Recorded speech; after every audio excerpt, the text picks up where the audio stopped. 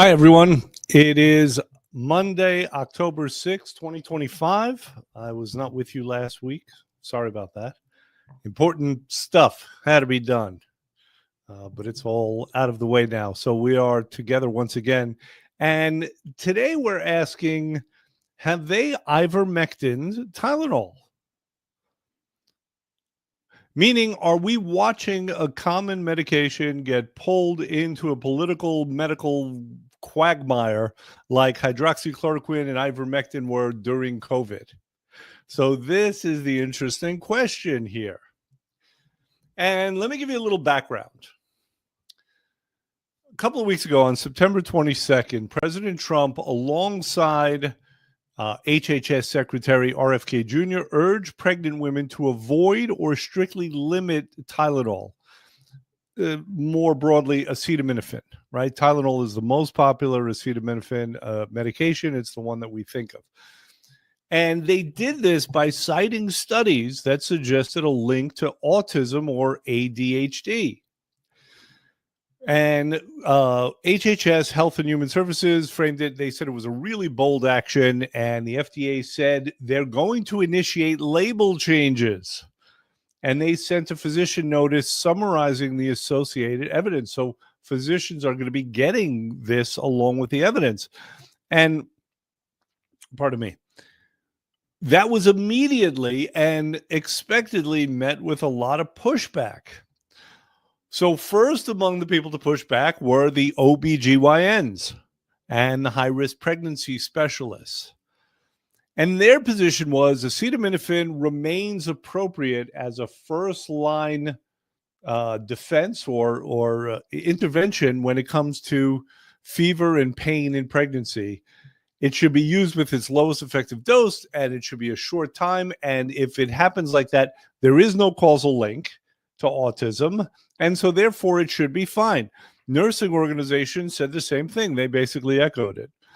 And major outlets, of course, they noticed the controversy and their position.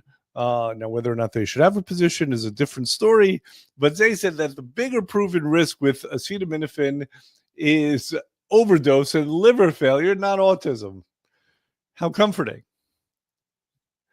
So now, why is there a fight? What the heck is going on? I mean, we're in this age now where it's hard to know who to trust. And people line up and they just follow the authority that they've already chosen. And that's probably not ideal. And it turns out that there's almost always evidence for your side. If you want to find that evidence, it's available. That is true in science as well. And we didn't think it was. So here's the deal with that. There have been some studies lately that have shown a possible risk, a possible association, not absolute proof, but a possible association between acetaminophen and these disorders like autism and ADHD. And one came out in JAMA, the psychiatric version of JAMA, the Journal of the American Medical Association. And what they showed is that later on, as a result of taking acetaminophen, when there was a higher level of that in the blood of the umbilical cord, they showed a higher risk of ADHD or autism. Okay. There was another review in an endocrinological journal, and it urged precautionary use. It said lowest effective dose, shortest duration, based on this data that they say is starting to accumulate now. And there was also position papers that have reported associations between prenatal exposures to acetaminophen and certain I don't know what is wrong with my mouth today. Certain neurodevelopmental outcomes. And of course, they reiterated that causality has not been established. And naturally, there were studies that went the other way, right? So the largest study that was done is this study that was done in Sweden It was 2024, so it's very recent. And it was a study where they looked at 2.5 million children, and they took great care to control for outcomes, right? So, for example, when you had siblings that were exposed to the same kind of levels of acetaminophen, and what they found is that there was no causal relationship when it comes to prenatal acetaminophen use. Now, this was widely covered in the mainstream and media reports, and you would think it would be, right? I would want that out there if I was a maker of acetaminophen. Also, there have been advisories done by the various groups, and they all are still recommending acetaminophen. When I say various groups, and they all, I mean basically medical associations that include things like the high-risk pregnancy doctors, as well as the nurses, things like that. And it turns out that they're looking also at a balance, because they're saying that you can have issues if your child is exposed to a fever for too long. So either way, there might be a challenge, and therefore we've been using Tylenol / acetaminophen for a very long time, and it should be fine. So the bottom line is, right now, none of these medical groups have changed their guidance. The White House has signaled caution at the very least, if not just not doing it altogether. And they've also called for these labeling changes. The science is mixed. There's some suggestions. There's nothing absolute. This is obnoxious, right? We want to know, as consumers, as people who don't research, we want to know absolutely, well, what should we do? One way or the other. What is the best recommendation? And it turns out that it's a frustration that science really doesn't work that way. And it doesn't work on truth either. Science works on consensus, right? What is the consensus of the experts, of the people who are looking at the studies? But the studies themselves can be contradictory. And how can that be? Why are studies contradictory? Do the damn study. Do multiple studies and let's get an answer here. But it doesn't work that way. Here's why. There's several reasons. First of all, association does not equal causation. You hear this a lot. You'll hear this in arguments online, right? Correlation does not equal causation. Just because there's a full moon out and 80% of people get a fever doesn't mean that the full moon was the cause of that fever. Okay? So that's one thing. You need causal relationships, which can really be hard to parse out. Also, there are what they call confounding factors, right? Whether a person has a fever, if they have infection, if they have pain. I mean, there's all these different factors that could kind of get in the way of getting a true picture. Also, there are things like dose and duration. When you see an issue, generally with a medication, it's when there's some threshold has been reached, right? It's a high dose for a long period of time. Like you'll hear, for example, studies in mice showed that when they were given, 6 gallons of this certain medication daily for 17 years, then they would get cancer. All right. So it usually takes a lot because the body does tend to heal itself, right? We have mechanisms for filtering out these toxins. And all medications are toxins to some degree, right? And then there are different methods. There are different kinds of studies. There's case control studies where you're trying to, have different populations. One population is given the medication. Another population is given like a fake medication. And so this way you can kind of rule out any of the mental aspects that might come along with it, right? So that's normal scientific tension. These things happen all the time. But these days, there's another aspect. And it's the aspect of politics. Because apparently we can't have a conversation about anything without it getting contentious and political anymore. And we saw that especially during the pandemic, right? We saw that when it came to these two medications that you heard a lot about, hydroxychloroquine and ivermectin. And this was kind of a crazy thing because it was such a he said, she said. People on both sides were insisting that their positions were correct and that the other side, anyone else who said differently, was an idiot. And everyone thought they had to have an opinion. To me, that's who the idiots are, right? It's the people who think they have to have an opinion, even though they have very little information about it.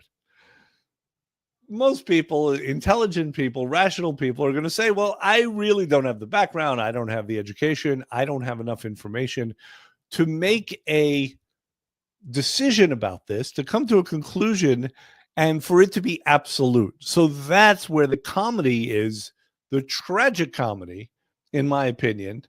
That's where it comes in. People who insist that their position is correct, they'll fight you to the death on it. Even though they don't have the background, they don't have all the information. Really, they're just engaging in an exercise in listening to an authority. Authority is not always the best way to go when it comes to making a decision. It's a certain kind of a confirmation bias that happens, right? It's an alignment with a particular side. But why there are sides when it comes to medicine and science is beyond me. There just are these days. And that's the age that we're living in. So if you don't remember, hydroxychloroquine and ivermectin were already existing medications. And they had different mechanisms where they were thought to be used or they were thought to have some utility, right? And with hydroxychloroquine in particular, there were some, I guess, promising studies when they were looking in vitro. Ivermectin also, it required, and remember, this is the deworming medication, right?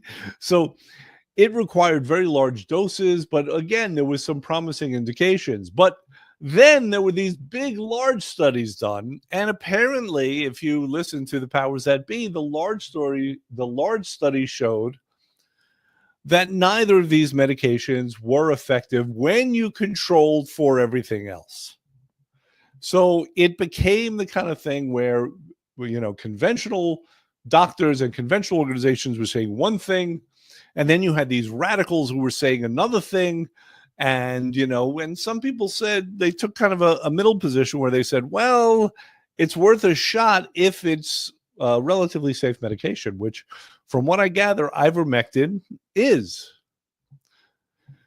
Now, there's been some talk that the recommendations has softened, but officially they haven't. But it seems like there's been some amount of backpedaling. I don't know if it's a semantic thing or if that actually happened. But the question is right now, is Tylenol being ivermectined? That's what we have to know. And I got to tell you something. If we want to look at this in a particular light, if we want to look at this from the aspect of narrative, it's actually a very old, ancient narrative that keeps playing itself over and over again, right? And it's the idea that there is always kind of a conventional body, this august body who has all the knowledge and all the authority. And then there are outsiders. And the outsiders are on the outside looking in, and they're yelling about this. And they're saying, well, there's a different way. Right? Now, there are various examples of this. We can look at Jesus in a sense, if we want to go in the religious direction, right? But we can look scientifically. We can look at Copernicus. He got in trouble because he said that it's the Earth that revolves around the sun, as opposed to the other way around, which was the fashion back then. And back then they said it's the other way around.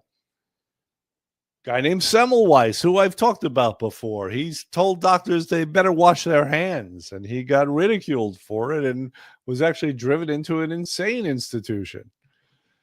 So it's an old story. You're always going to have these Pharisees, right? These or sophists, right? These conventional types, these bodies, and you can imagine them, and often they're depicted in various ways. They're on tribunals, and they're wearing wigs, and they seem very harsh. And I guess the imagery right now is like a Bohemian Rhapsody, the video.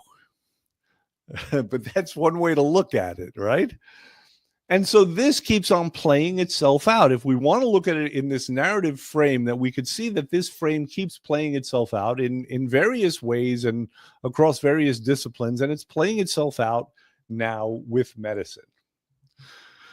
Now, our current administration, traditionally, they're playing the role of outsider. They happen to be in power, but they're very much the outsiders, and there is friction again between these outsiders and between the conventional guys.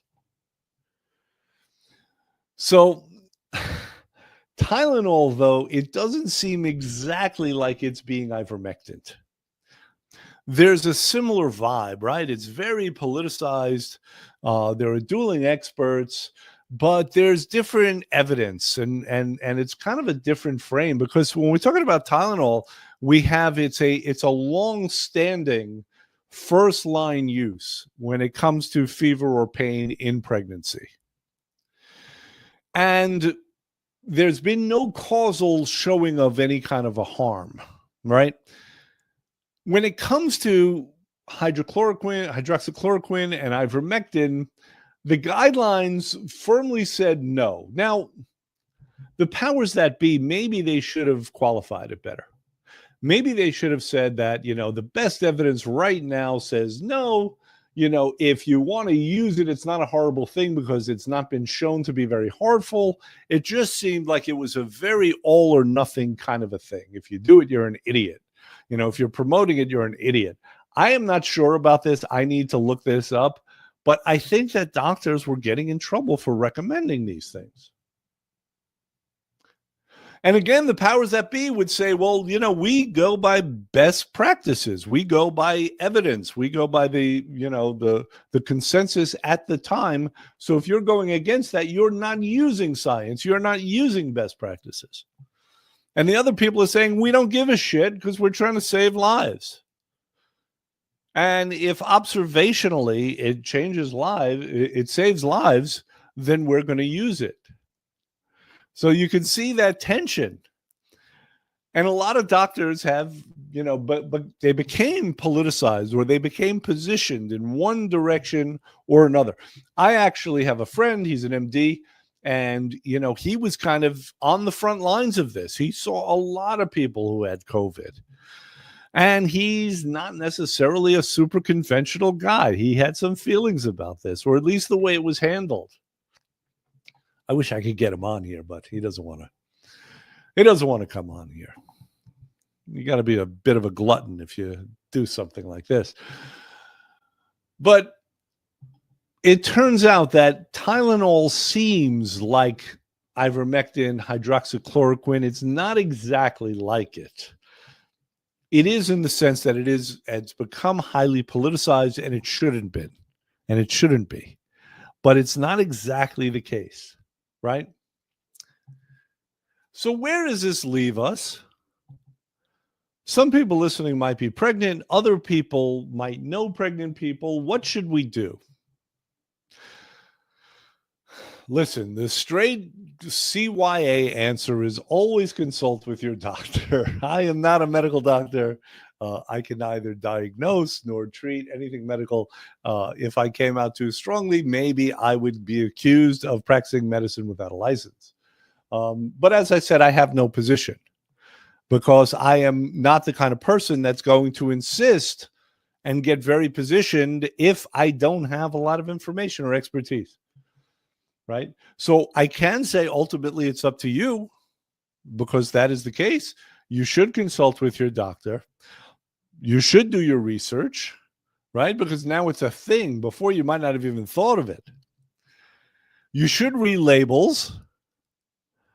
All right. And remember, with acetaminophen, liver failure is a real thing, right? All medications have potential side effects. And bear in mind that untreated fever also carries some risks. It's one of the reasons that they will use something like acetaminophen in the case of pregnancy.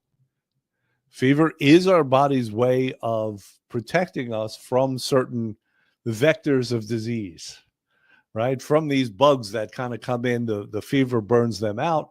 But the fever itself, because it burns, because it gets very hot, it can also have a negative consequence if it's out of control.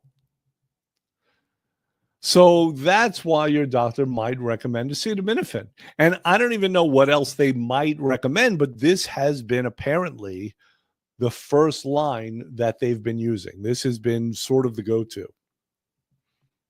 So in spite of, the early hype about it, about these studies that are somewhat preliminary, and people's hopefulness, in the case of Tylenol, it's not about hopefulness, right? It's about concern. It's not really the same situation. So I just wanted to make that point. It is very similar. It does smell the same, but it's not exactly the same. Okay. So I hope this has been helpful to you. I mean, because it can be so confusing, not giving you an absolute answer or absolute guidance one way or the other, which I have no business doing. Again, not being a medical doctor, not being, an expert on any of this, but it can be annoying since we're looking for clarity. The clarity that I'm hoping to give you is the clarity of frame, the clarity of understanding, what's going on, because all too often we kind of hear these things. We don't get the whole story, but we heard that the president came out in a press conference and said, stop taking Tylenol. And we kind of, we might hear it as a very absolute thing, and we don't hear anything else beyond that. And it becomes just another source of confusion. The last thing we need these days is another source of confusion. Right? So I'm much more comfortable in the role of giving you a frame to think with, giving you an overview, like a 20,000-foot overview, and just relying on your own intelligence and your own agency as a human being, as opposed to, just saying, if you do this or don't do this, you're a moron and you should really listen to me. Because that might be true, that might be half true, that might be not true at all. All right, so that's going to be it for today. I hope this helped. I will be with everyone next week again. If there's anything you need, remember the day job here is helping people lose weight. We are about to head into the holiday season. The next holiday is a candy holiday. We actually have a candy holiday. So if you need any help in that regard, please do not hesitate. Go ahead and reach out to me. A lot of people are going to be needing that kind of help if they don't already. All right. And have a terrific, fantastic week. Bye.